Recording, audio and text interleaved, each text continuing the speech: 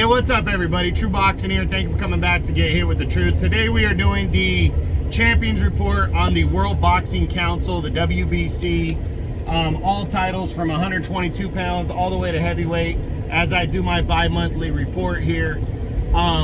Before we get into that, if you guys could smash the like button, leave a comment, subscribe to the channel. I really do appreciate any and all support that I can get as I try to build my channel up here. So we start off, this is the green belt, by the way. It's probably the most recognizable title there is right now. We start off with the 122-pound super bantamweight division. The champion there is the undefeated unified champ, Naoya Inoue, who holds both the WBC and WBO titles. He, in January, moved up to 122 for the first time and took on the then undefeated and #1 fighter in the division, Stephen Fulton Jr. He invited him over to Japan and dominated him, broke him down, beat him up, stopped him in 8 rounds as he captured a championship. And I believe this is his 3rd weight class, as he has his sights set on an undisputed title clash with Filipino Marlon Tapales, who holds the other 2 belts at 122, the WBA and the IBF titles, as Inoue tries to become a 2-division undisputed champion, and only the 2nd guy to do that in the 4-belt era. The first guy was Crawford back at the end of July. So Inoue and Tapales looks like it's solid, looks like it's gonna happen. I think it's gonna happen in November or December. I think the fight will be finalized by the next Champions Report at the end of October. So we'll see. The next at one is the 126-pound featherweight division. The reigning champion there is Rey Vargas of Mexico.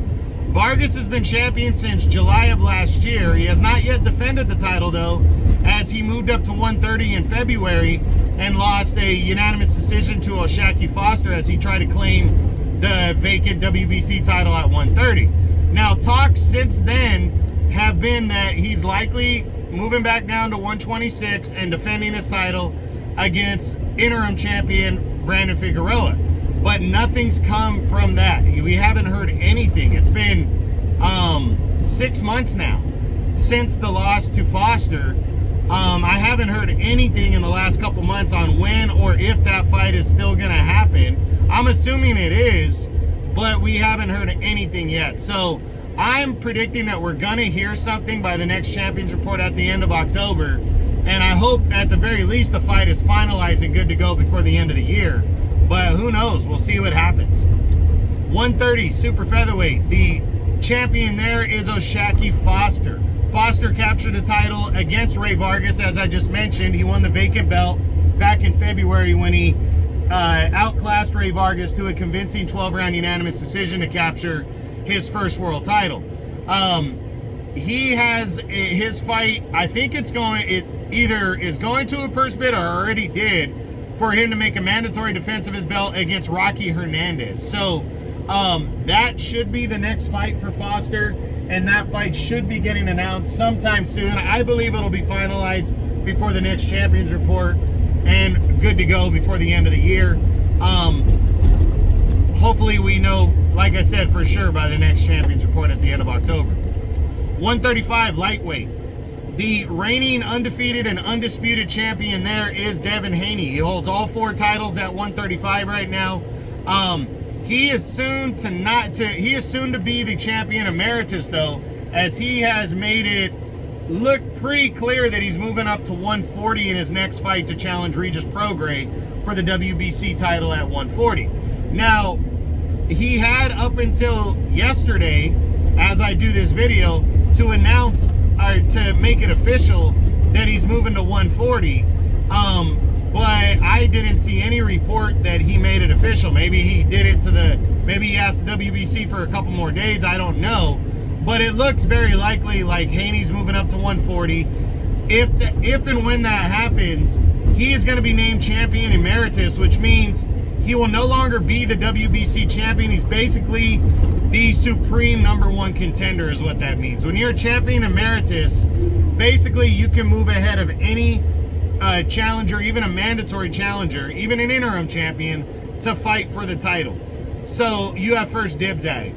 which means the WBC has already ordered Shakur Stevenson, who's the #1 contender, to fight Frank Martin, also the United States. So we should be hearing sometime very soon what's going to happen with this, but I believe for sure it's going to be Stevenson and Martin for the vacant WBC title in November, because that's when Stevenson's been penciled in. Now, that fight, like I said, should be finalized and good to go for November. At the very least, it's going to be Stevenson against somebody, and he should be fighting in November. So hopefully we have a clearer picture on everything by the next Champions Report. 140 junior welterweight. Well, like I just said, it looks like Regis Prograis will defend his title. He's the reigning champ. Looks like he'll defend his title against Devin Haney next. He said maybe November, and then Haney put October. So it looks like it's going to take place sometime in the fall right there. We don't exactly know when, but the fight hasn't been 100% finalized yet. It looks like it's going to be Haney and Prograis, but we don't know for sure. Now, if it is Haney and Prograis, and if they do fight in October, I really think it could go either way. I would maybe favor Haney, because Haney has said that the weight has been an issue for him fighting at 135, and that he'll be better at 140. He is a big guy there, and given the way Prograis looked in the last fight, he didn't look great. So I think it's very possible that that Haney gets in there and outboxes Prograis and beats him. He's younger, he's fresher, he's the better boxer overall. I would say Haney's going to win that fight, but I do think Prograis has a puncher's chance. But if that fight doesn't happen, Prograis has said that Adrian Broner is his backup option. So we'll see what happens. We'll see what the WBC says, and we'll go from there. But if the fight is finalized, I'm picking Haney to beat Prograis in October, if it's finalized for October. 147 welterweight.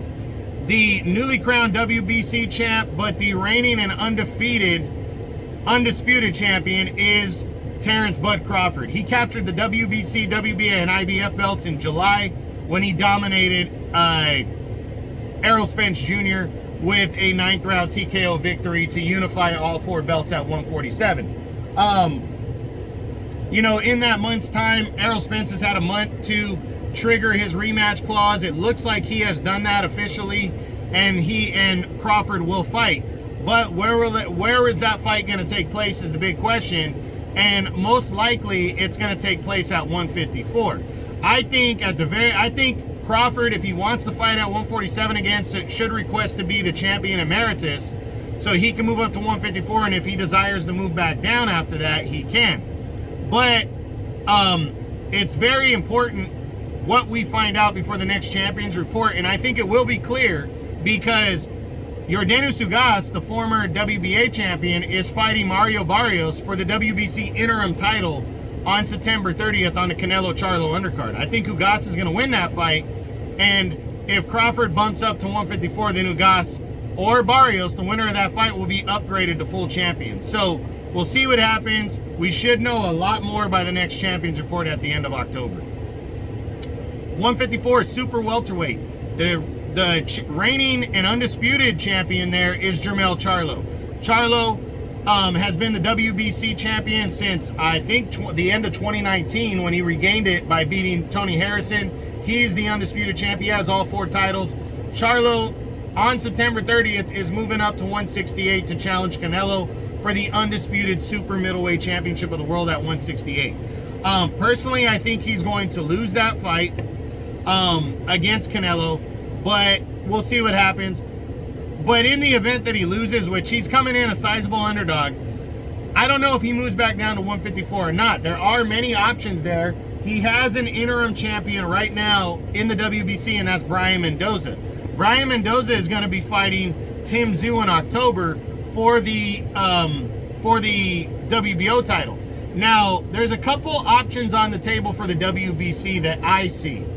With Errol Spence triggering the rematch clause in the contract with Terrence Crawford, and that fight most likely taking place at 140, I think the WBC should allow Crawford to move up and fight for the vacant title, and allow him to fight Errol Spence for the vacant title. leaving the winner of Brian Mendoza and Tim Tszyu as the interim champion for the WBC belt. They would get in line, but I think they should also name Charlo the champion emeritus at 154, allowing that title to be vacated. But then Charlo has the option to come down and fight Crawford, who's already the WBC champ. He can move straight into that fight. Or you could see Crawford fighting the winner of Tim Tszyu and Brian Mendoza next, or even Spence doing that to unify belts up and, you know, and get all the straps on big names again to make bigger fights. That's what I think happens for this title. I could also see the WBC saying, hey, Charlo's moving up. We're naming him champion emeritus. We're naming Brian Mendoza the full champion. And he and Tim Tszyu are going to compete to unify belts. You know, that is also a possibility. So we'll see what happens. Again, by the next Champions Report at the end of October, there's many options on the table. Tim Tszyu could be your WBC champ. Brian Mendoza can be the champ. Charlo could still be the champ. Or the belt can be vacant and we could be seeing Crawford and Spence too with the WBC title vacant and on the line. So a lot of moving pieces. By the next Champions Report, we should have a clearer picture. 160 middleweight. The undefeated inactive champion there is Jermall Charlo. Charlo has not done anything in over 2 years. You know, well over 2 years now. And we don't know when the hell he's going to return and if he's going to be even fighting at 160. The plan for him was to fight Canelo, but he didn't have time to get a fight in. If that's still the plan, which I think it might not be. I think if Canelo finishes off Jermell and Jermall still hasn't done shit, Canelo's going to be looking forward to bigger and better things like the winner of Spence and Crawford, maybe Benavidez, and Jermall is just going to fall at the wayside. I actually don't care what happens with Jermall as long as that title goes on the line. And we already have an interim champion with Carlos Adames. So I'm hoping that by the next Champions Report, Charlo has decided to move to 168 officially, gives up the title at 160, allowing the belt to become vacant, or allowing Adames to be upgraded to champ so he can start making moves and staying active with that WBC middleweight title. The WBC might offer Charlo the opportunity to become champion emeritus or allow him to fight, to move straight in line and fight Canelo for the title as a mandatory. So, you know, we'll see what happens. Again, a lot of moving pieces. With Canelo fighting Charlo, he should express what he wants to do next after that. If he wants to fight Jermall, then we'll see and go from there. Hopefully Jermall has a plan in place by the next Champions Report for what he's doing next. We'll see what happens. The WBC is pretty fucking screwed up right now with some of their titles. 168 super middleweight.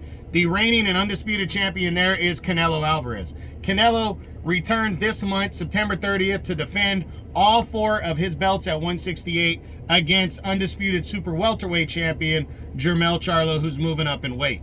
I have Canelo winning that fight by a knockout in the middle to later rounds to retain his undisputed title. After that, hopefully we have a clear direction on what Canelo wants to do after that. You know, hopefully by the next Champions Report at the end of October, we find out what the hell he wants to do. 175 light heavyweight, the reigning and undefeated unified champion is Arthur Beterbiev.